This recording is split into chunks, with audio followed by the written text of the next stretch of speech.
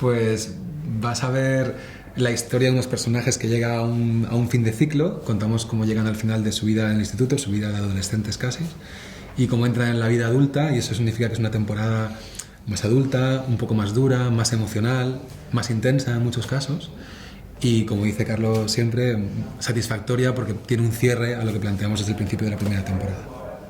Yo creo que los fans la van a disfrutar mucho, mucho. Sí, porque vamos a darle respuestas a preguntas que habíamos dejado abiertas en las dos anteriores temporadas, y creo que las cerramos de una forma muy satisfactoria. Sí. Bastante más. Se van a enfrentar a problemas nuevos. Siempre queremos llevar a los personajes a un punto, a un límite en el que se enfrentan a sus mayores obstáculos, a sus mayores miedos, y en este caso, por ejemplo, ese es el de hacer frente a la vida adulta, el futuro, dejar a tus amigos atrás, dejar las relaciones atrás. Todo eso hace que sus decisiones dramáticas sean también mucho más adultas.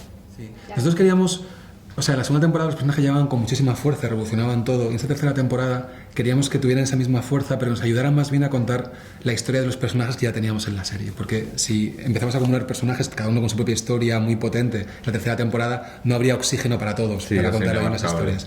Entonces el caso del personaje de Malik nos serviría muy bien para contar la historia de Nadia y Omar, teniendo la entidad propia, y en el caso del personaje de Yeray también nos serviría muy bien para contar la historia de Carla, y al mismo tiempo que ellos funcionaran por sí mismos, pero que nos sirvieran para cerrar los arcos de los demás. Y ese es un poco el punto de vista desde el que... Y también para dar un poco de oxígeno, porque claro, como nosotros estaban tan encerrados en sus historias tan dramáticas, de repente traía un poquito de luz que nos venía muy bien. Sí. Bueno, como ya está hecha y ya está grabada y tal, pues bueno, ya está ahí. O sea que... ¿Quieres que fuera cursi? Voy a hacer cursi. Venga, vale. ¿Sabes lo que es apabullante? Lo que es apabullante es el silencio. O sea, es cuando haces una serie de repente y ves que no tiene repercusión y nadie se entera y es como de repente el vacío, el eco. Eso sí que es apabullante. Que de repente la gente esté ahí siguiéndola, que te pida cosas, que sean pesados con las relaciones que quieren ver, con lo que no quieren ver, con lo que tal. Para nosotros es maravilloso, porque significa que les afecta de alguna manera y les interesa. Sí, todo el rato, vamos. Afortunadamente, el que nos pedían en la segunda temporada ya se han olvidado bien. Sí. No lo digas. No, si lo digo, va a ser como... abrir esa caja de Pandora que conseguimos cerrar, ¿no? Como llamar al demonio. Sí. Y en esta tercera nos piden sobre todo que cuidemos las historias que ya les gustan. Lo que pasa es que los personajes tienen que sufrir, tienen que ver con... Y los decepcionamos siempre, ¿no? Sí. Siempre. Pero esperemos que eso también les dé satisfacción de alguna manera. Pues 5 meses. Las temporadas son entre 4 y 5 meses, pero la escritura empieza mucho antes, 4 o 5 meses antes también. Luego está la postproducción. Cada temporada es el trabajo de más de un año, de un montón de gente. Sí. Claro, y después la gente, obviamente, nosotros lo vemos en un día. Eso, bueno, es el signo de los tiempos, tampoco puedes hacer... Pero bueno, yo después también lo comparo con las películas, es decir, Titanic, ¿cuánto se tardó en hacer Titanic? Pues mucho tiempo, y después se consume en 3 horas, ¿no? Nosotros tardamos unas 8 horas en ser consumidos. Sí, lo que pasa es que cuando haces una serie de 8 capítulos, por ejemplo, como esta, tú vas capítulo a capítulo, entonces tienes la sensación como de etapas, ¿sabes? Como de 2 capítulos, 3 capítulos, 4 capítulos, y luego llega la gente y esa sensación de etapas se la pasa por el forro y se lo ve todo del tirón, y realmente... Es raro, no estábamos acostumbrados. Yo por no estaba acostumbrado, ya me estoy acostumbrando, pero es raro. Y luego, en el fondo, o sea, hay gente que dice, no, es mejor un modelo en el que puedes ver semana a semana, porque te lo ¿sabes? Se emite periódicamente, semanalmente, pero tú mismo puedes programártelo como tú quieras. Si tú quisieras, podrías ver Elite uno a la semana, o uno cada 15 días, pero es que nos puede el ansia, y en ese sentido es bueno para nosotros porque significa que hay un interés. Ahora que se cuestiona un poco ese método del binge watching, de veros todos seguidos, yo reconozco que soy súper fan.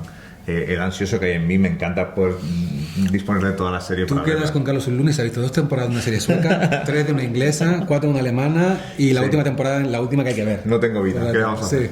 Así que tú eres de maratones, tú no. Yo me cuesta mucho más. Yo me suelo ver muchos pilotos y digo, qué bien, y luego no veo más. Suelo seguir las series que me gustan mucho, pero reconozco que me cuesta esa inversión de tiempo. Me cuesta bastante. Pues todo se puede hablar, ¡Ostras! Pero gente con la que quisiéramos trabajar, es decir...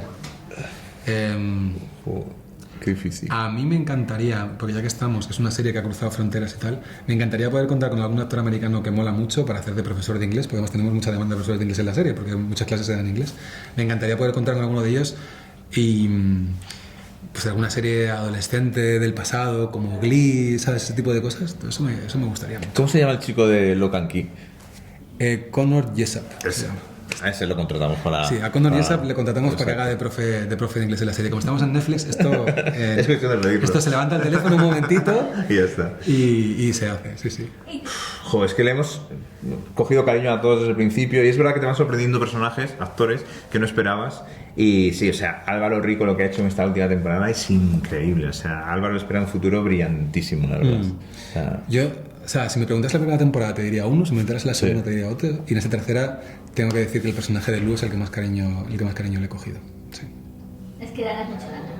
Sí. pero Además, vale además, mucha pena. además lo que da a ella como actriz y todo lo que aporta. Pues un saludo para Movies, os invitamos a ver el estreno de la tercera temporada de Élite el 13 de marzo en Netflix. os va a encantar, ya veréis.